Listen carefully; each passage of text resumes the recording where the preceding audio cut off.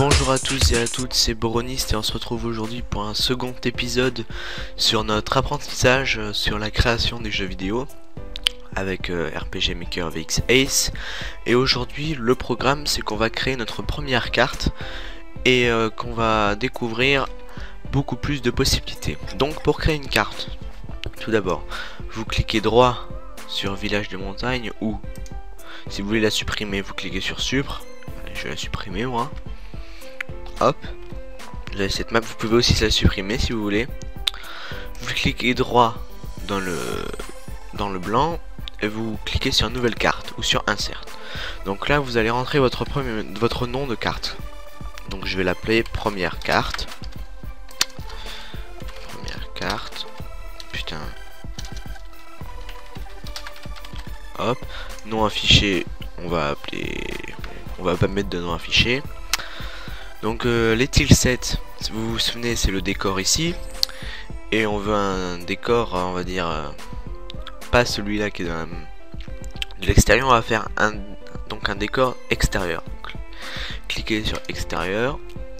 Ensuite, on va garder les mêmes proportions. En panorama, on va pas en mettre, tout simplement parce que il n'y en a pas besoin là. Donc en fond de combat on va pas en mettre pour l'instant. Si vous voulez mettre une musique, je vous en prie, je vais pas en mettre pour le moment. Bon, j'en mettrai une après et je vous montrerai comment télécharger des bonnes musiques de jeux vidéo. Donc une fois que c'est bon, vous voyez que votre tilset change et que nous avons donc A, B, C et que votre map est pleine de carrés bleus et bleu foncé. Donc en fait ça c'est la transparence, c'est à dire que là si vous jouez dans cette carte ce sera noir complet. Donc ce que vous allez faire c'est que si vous allez cliquer sur carte ou sur F5 pour ensuite pouvoir donc activer, comme on avait vu, les tilsets. Ensuite vous choisissez ce que vous préférez, pinceau, rectangle et ellipse, et vous remplissez votre carte. Ce que peu de gens savent, c'est que construire une carte, c'est un art. C'est de l'apprentissage. Au début, votre carte sera certes pas mal à vos yeux, mais aux yeux des autres, aux yeux des pros de ce logiciel, elle sera vide, complètement vide. Vous allez comprendre pourquoi. Parce que les erreurs communes que vous voyez et que vous devez éviter. Donc, excusez-moi, j'ai mal à la gorge.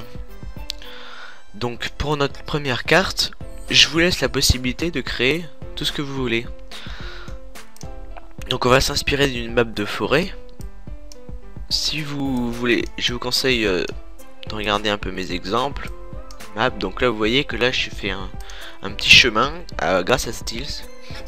Et là, je vais, en prenant l'outil pinceau,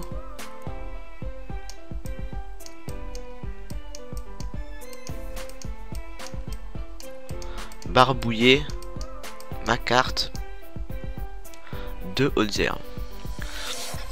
Donc une fois que celle-ci est faite, c'est parfait. Ensuite ce que je pourrais faire, c'est que je vais descendre, je vais prendre l'eau ici présente et je vais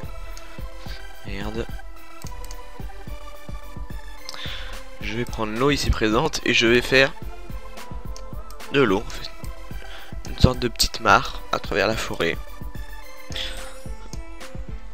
Et pour lui donner un peu de vie, vous pouvez lui donner de la profondeur.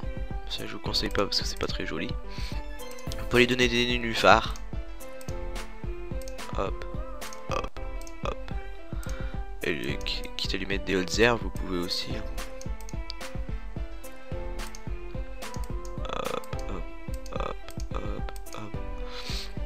Donc vous trouvez peut-être que certains que j'ai mis beaucoup trop d'autres herbes, mais vous verrez qu'à la fin on aura un rendu plutôt pas mal, donc il n'y aura pas besoin de beaucoup de... Il y aura besoin de beaucoup d'autres herbes parce que c'est ce qui empêche un peu que ça fasse vide. Donc une fois que vous pensez que votre sol, votre préparation est prête, il vous suffit de cliquer sur B et là vous verrez apparaître donc les arbres, etc. Donc sur cette première carte, ce que j'aimerais qu'on fasse, c'est qu'on fasse aussi la première interaction avec un personnage. Donc tout ce qu'on va faire, c'est qu'on va sélectionner une tente. Donc pour sélectionner, vous maintenez appuyé clic gauche et vous déplacez le curseur. Et vous le positionnez. Si je suis en rond, ça va pas le faire. Donc une fois qu'il a trouvé sa tente, ce personnage, ce qui serait pas mal, c'est qu'aussi on lui fasse un petit chemin pour sa tente, quoi, pour qu'il la retrouve. Donc c'est ce qu'on va faire. Donc une fois que vous avez fait ça, je vous laisse tartiner votre carte de l'arbre que vous voulez, parce que vous voyez qu'on a un arbre comme ça et un arbre comme ça. Et donc moi je vais prendre celui-là. Et moi regardez la technique que je fais, c'est que là vous voyez ça. En fait ce sont des arbres collés. Si vous l'avez les sélectionnés, vous prenez l'outil pinceau et hop. Hop.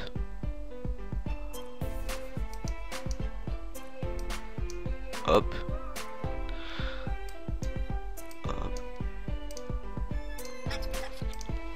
Donc si vous n'avez pas compris ce que j'ai fait, on expliquera tout à l'heure. Donc hop. Et maintenant que vous avez ces trucs horribles là, ce qui vous suffit, c'est par exemple de sélectionner que la partie du haut de l'arbre. Hop, hop, hop, hop, hop. Donc c'est une petite astuce pour aller un peu plus vite. Et ça peut être pas mal. Alors vous continuez. Ensuite, une fois que vous avez fait le haut, vous sélectionnez le côté.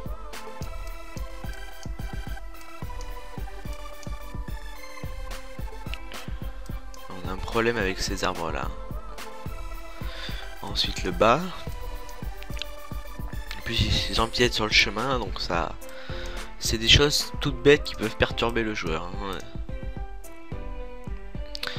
Et une fois que vous avez fait ça, vous remarquez certainement que là, il y a un arbre, un bout d'un arbre qui a effacé un bout de l'autre arbre. Car en fait dans ce RPG Maker VX Ace, il n'y a pas de système de couches. C'est-à-dire que dans RPG Maker et XP, on avait 3 couches. C'est-à-dire qu'on avait la couche du sol, la couche des arbres et une autre couche supérieure. Donc là, pour contrer ça, en fait, vous devez sélectionner encore un bout de notre carré. C'est-à-dire que là, vous voyez que on va prendre cette situation. Cet arbre-là, il est comme ça. Et il empiète sur cet arbre. Donc vous prenez son sens, donc c'est celui-là. Et hop, hop, hop, et hop. Et là vous voyez que tous nos arbres sont opérationnels. Vous pouvez en mettre encore un peu. Et vous pouvez même mélanger quelques styles d'arbres. Mais pas trop, je dirais que 2 c'est la limite à pas dépasser. Et voilà, donc une fois que ça c'est fait, vous avez les arbres posés. Maintenant ce qu'il faut faire, c'est qu'il faut poser aussi quelques petits éléments. Donc vous prenez ici les petits éléments que vous voulez, par exemple autres herbes, toutes les herbes que vous voulez, et vous les disposez sur une carte. Hop, vous n'hésitez pas à me mettre sur le chemin, ça fait genre la végétation à pousser dessus, ça peut donner un petit style. Hop, hop.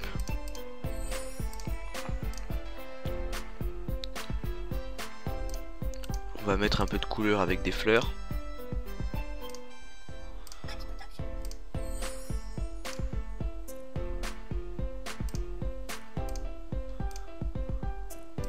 Et voilà, mais là je crois qu'on a une map assez sympa. Vous pouvez même mettre des petits buissons si ça vous amuse. Si vous trouvez que ça fait plus joli, pardon. Et maintenant que j'y pense, notre mec dans sa tente, il peut avoir un peu froid la nuit. Donc on va lui mettre... Tentez de mettre votre map la plus réaliste possible. Vous lui mettez un petit feu de bois. Donc là vous voyez qu'on a une map assez cool. Mais le problème c'est que si vous voulez... Enfin, jouez-y, jouez là. Donc pour la jouer, je vous rappelle que c'est F12 ou tester le jeu. Vous enregistrez les modifications. Et hop, la position de départ de l'équipe n'est pas définie. Donc votre jeu ne peut pas démarrer. Donc la technique... En fait, je vais vous expliquer ce problème, c'est que il lance le jeu, sauf que le personnage n'a aucun emplacement de départ. C'est-à-dire que pour lui, le personnage n'est pas disposé. Donc sans personnage, on ne peut pas démarrer le jeu. Donc en fait, vous cliquez droit, événement emplacement de départ et équipe. Je l'ai déjà fait à 2 secondes là, mais bon, un peu en avance. Vous voyez en même temps que en cliquant droit, vous avez édité l'événement qu'on va voir tout à l'heure. Couper, coller, donc supprimer. Vous avez des événements rapides, les téléportations, les coffres, les portes et les auberges. Donc ça peut vous simplifier la vie. Oui, ça peut vous simplifier la vie parfois d'avoir ce genre de truc. Ça permet de ne pas perdre de temps car ça vous crée automatiquement vos portes. Donc maintenant je vous invite en fait à aller tester votre propre jeu.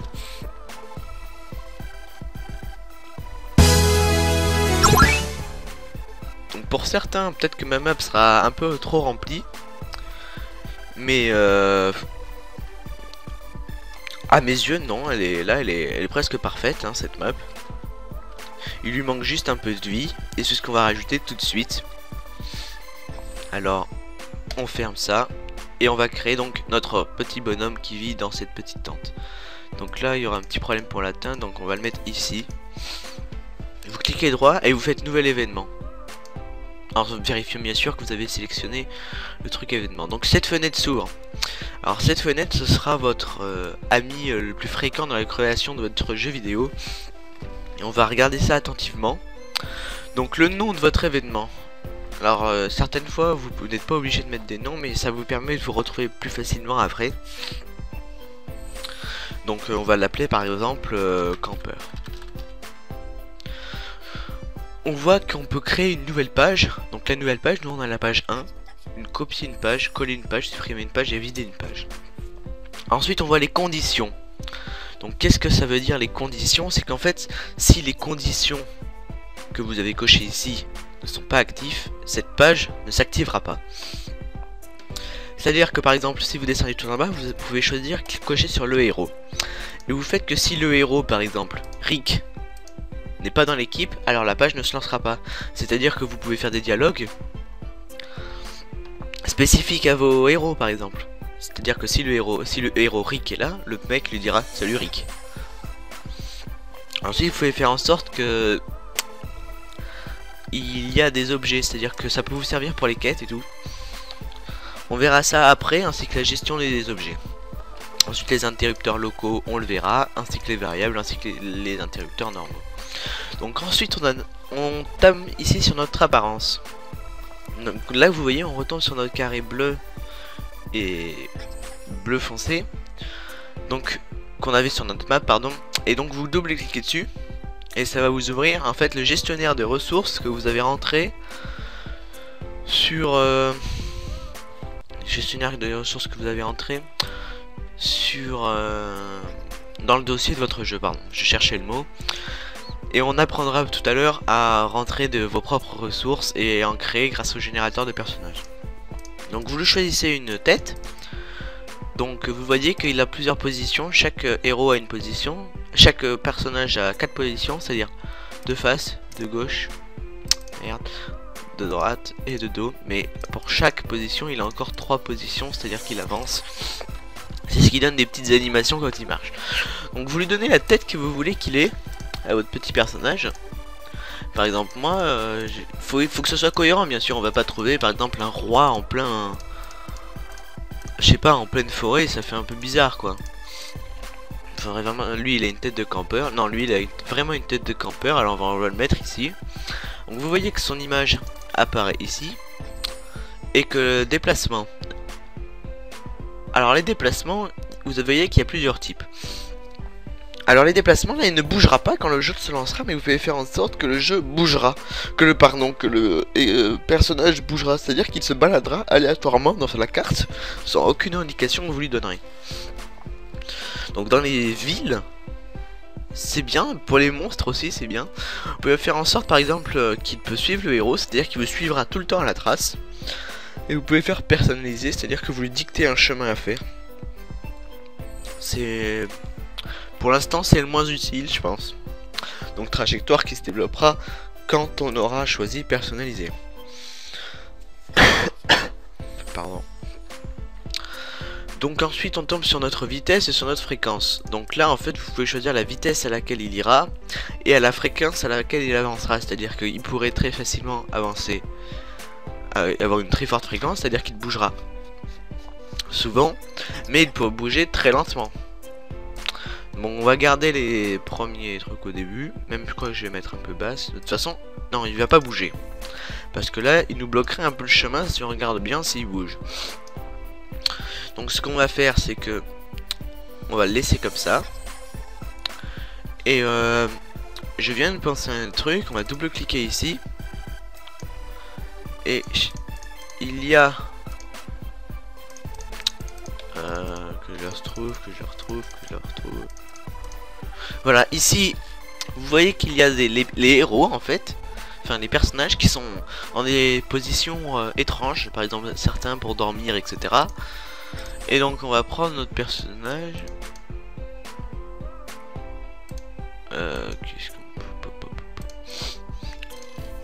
On va plutôt prendre un personnage d'ici. Non, on va garder le même et on va lui mettre... Voilà. Donc là, il regarde par terre, il est assis à côté de son feu qui s'est éteint. Donc en plus, ça augmente la réalité car vous ne restez pas tout le temps debout dans votre vie. Sinon, vous aurez bien mal aux jambes. Et donc, on va continuer là-dessus. Donc les options, vous pouvez faire en sorte que quand il marche, bah, la marche soit animée, c'est-à-dire qu'on voit le mouvement de ses jambes. Vous pouvez le désactiver aussi, mais ça c'est plutôt pour les objets, les trucs comme ça. Donc ensuite animé à l'arrêt, c'est-à-dire qu'il marchera, mais sans bouger en fait. La direction fixe, c'est-à-dire que s'il marche, il gardera la position je regarde vers le bas, si vous avez choisi ça. Et ensuite traverse tout, c'est-à-dire qu'il peut traverser tous les carreaux, même ceux qui ne sont pas autorisés. Donc voilà, il pourra tout traverser. Donc ensuite les priorités d'affichage. Donc les priorités d'affichage, vous en avez trois. Vous avez au-dessous du héros, qui est en fait le fait que le héros peut marcher dessus.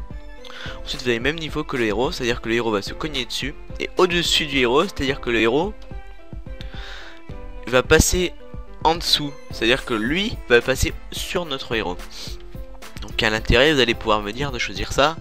Et bien ça peut servir pour des objets ou pour des oiseaux qui peuvent se balader sur la map en volant par-dessus vous. Et les déclenchements, c'est-à-dire que les commandes de l'événement, elles se déclencheront si vous appuyez sur la touche action qui est, je précise, dans RPG Maker entrée, ou si dès que vous le touchez, contact avec l'événement, ça se lancera. Automatique, c'est-à-dire que dès que vous arriverez sur la map, ça se lancera et il vous sera impossible de faire toute action. Alors que processus parallèle, c'est l'automatique, sauf qu'en même temps vous pouvez bouger en fait. Donc on va garder touche action pour garder le fait que le joueur va nous parler, que le personnage va nous parler, et ce sera notre petite conclusion. Pour ceci, donc vous cliquez sur commande de l'événement, vous cliquez droit, insérer. Et là vous voyez s'ouvrir une fenêtre des commandes. Donc là vous voyez quand même qu'il y en a beaucoup. Donc on va pas voir ça tout de suite. On va voir ça, enfin aujourd'hui on va voir la première partie, les messages. Donc déjà on veut que notre héros nous affiche, notre personnage nous affiche un message. Alors on va cliquer sur afficher un message. Une nouvelle fenêtre s'ouvre. Portrait, texte, fenêtre multiple aperçu. Bon. C'est un peu... Il y a un peu beaucoup de choses là. Alors... Là, je vais vous préciser quelque chose, c'est que ces flèches, on peut pas les dépasser. Sinon, le texte sera coupé. Par exemple,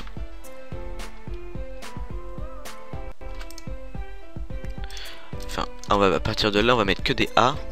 Vous voyez que là, c'est coupé. On voit beaucoup moins de A. Je vous passerai un script d'un scripteur qui m'est très utile, c'est-à-dire que vous pouvez, à l'aide de ce script, changer la police, c'est-à-dire que vous pouvez mettre... je crois qu'à la base c'est du Times Roman ou du gothique, je sais plus quoi. Vous pourrez mettre la police que vous voulez, quitte à mettre une police un peu stylisée pour votre jeu, pour faire plus joli. Et qui vous permettra de dépasser ces flèches, parce que moi, je fais pas À chaque fois, attention à ne pas dépasser ces flèches. Donc, on va écrire le texte. Bonjour, comment vas-tu? Donc, quand on parlera à ce personnage, il nous écrira bonjour, comment vas-tu? Mais ça nous affichera un message comme ceci. Mais vous avez peut-être envie qu'on voit la tête de ce personnage quand il va nous parler. Donc vous devez cliquer sur portrait. Et là, cette fois, c'est les portraits qui s'affichent. La dernière fois, c'était les gestionnaires des ressources des personnages. Maintenant, c'est les portraits. Je m'explique. Ici, vous avez leurs images en fait. C'est une image qui les représente. Dans le milieu, on appelle ça les faces. Donc là, vous voyez que j'ai retrouvé rapidement la mienne. Vous pouvez toutes les observer si vous voulez. Mais j'ai retrouvé la mienne, donc je double-clique dessus. Et voilà. Et donc, quand il parlera, ça fera bonjour, comment vas-tu? Donc vous voyez que là, c'est pas très beau parce qu'il y a une petite coupure avec les faces. Vous pouvez le faire avec Photoshop, que je vous passerai peut-être sûrement pour vous aider et pour augmenter vos créations. Donc vous ferez vous-même vos bordures, ou je crois qu'il y a un script, ou à moins que ça ne soit pas sur VX Ace, qui vous permette de créer vos propres bordures, et en plus il rajoute le nom du personnage au-dessus de sa tête. Donc maintenant qu'on a fait ça, vous avez le choix entre que la fenêtre soit normale, c'est-à-dire comme ça, avec ce qu'on appelle un Windows derrière, ce soit une bande sombre, c'est-à-dire que c'est noir, ou que ce soit aucune, c'est-à-dire que c'est carrément sur la map. Donc moi je mets tout le temps normal, mais là ce sera pas très beau parce que le menu, le Windows est très moche, et je vous apprendrai à changer et à mettre le vôtre, et quitte à en créer aussi. Ensuite vous pouvez choisir la position, c'est-à-dire si le texte sera en haut de l'écran, au milieu de l'écran ou en bas de l'écran. Le plus souvent moi je mets en bas de l'écran, donc je vais mettre en bas de l'écran. Donc là vous voyez écriture de messages multiples, c'est-à-dire qu'en fait quand vous arriverez à la fin de cette fenêtre, c'est-à-dire à la 4e ligne, si vous avez envie de continuer avec le même faceset, exactement avec les mêmes modifications, vous cliquez sur écriture de message, et là vous verrez une sorte d'ascenseur, j'appelle ça une molette, je sais pas comment vous appelez ça vous, qui vous permettra de descendre et de continuer à écrire. Donc maintenant qu'on a fait ça, vous allez lancer le jeu, sauvegarder, et on va lui parler. Donc hop, vous voyez en plus qu'il est un peu enfoncé dans les hautes herbes, c'est l'effet qu'on peut donner aux hautes herbes, c'est la base. Donc là vous voyez quand on lui a parlé qu'il a changé de tête, mais qu'il nous a affiché notre message. Donc pourquoi il nous a changé de tête? C'est parce que là quand on fait ça, il change de direction en fait. Donc ce qu'il faut faire, c'est direction fixe. Et normalement, si vous retestez,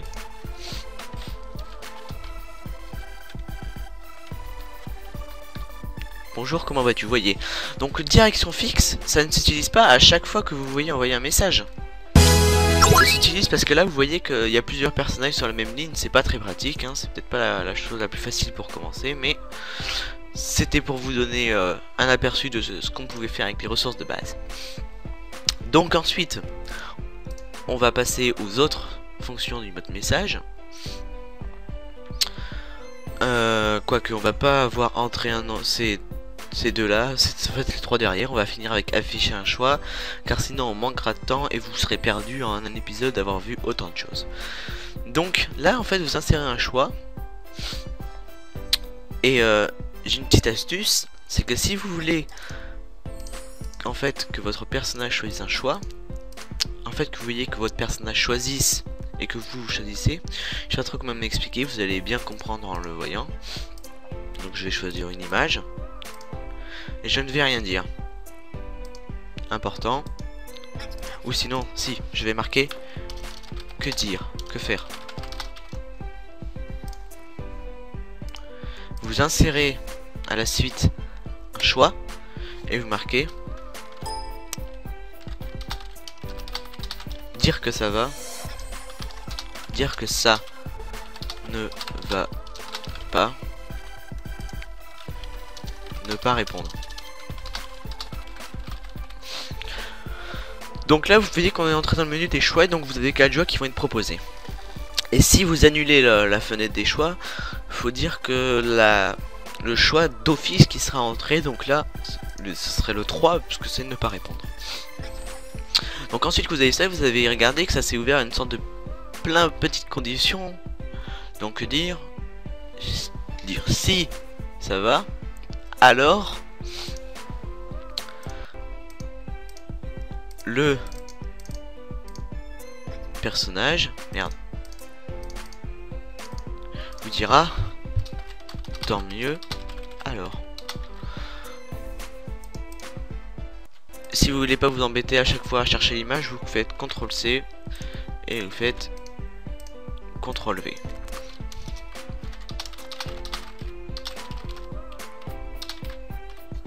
Donc là vous voyez que j'ai fait un petit signe. Donc slash, anti-slash pardon, point. Donc en fait ce sigle permet de mettre une pause. Vous allez voir quand on va le jouer. J'espère que ça ira mieux. Et là on ne va rien faire car le personnage s'en ira. Donc maintenant que vous avez vu ça, on va pouvoir lancer, enregistrer. On va lui parler. Il va nous dire bonjour, comment vas-tu? Et nous notre personnage va dire que faire. Et là vous voyez notre fenêtre des choix qui s'est ouverte, qui nous permet de lui dire que ça va, dire que ça ne va pas, ou carrément ne pas répondre. Alors on va lui dire que ça va. Tant mieux alors, sans aucune pause. Et si on lui dit que ça va, que ça ne va pas, vous voyez bien, je sais pas si vous avez vu, je suis désolé, une petite pause de quelques frames, hein, d'une seconde même, mais moins, qui s'est lancée avant de pouvoir afficher la suite du texte. Donc c'est ça l'intérêt en fait de ce petit signe, et je l'utilise quasiment tout le temps, si ce n'est pas dire tout le temps en fait, pour aérer et mettre des pauses pour que le joueur ait bien le temps de lire mes messages. Donc c'est la fin de cette vidéo et on a déjà pas mal avancé, on a créé notre propre map, etc. Et je vous demande, je vous dis qu'on se retrouve au prochain épisode pour un apprentissage plus poussé et une découverte des interrupteurs. Et n'hésitez pas à vous abonner pour suivre cette suite de vidéos qui vous apprend à créer votre propre jeu. N'oubliez pas que c'est vous-même qui le créez. Et sur ce, je vous souhaite à bientôt.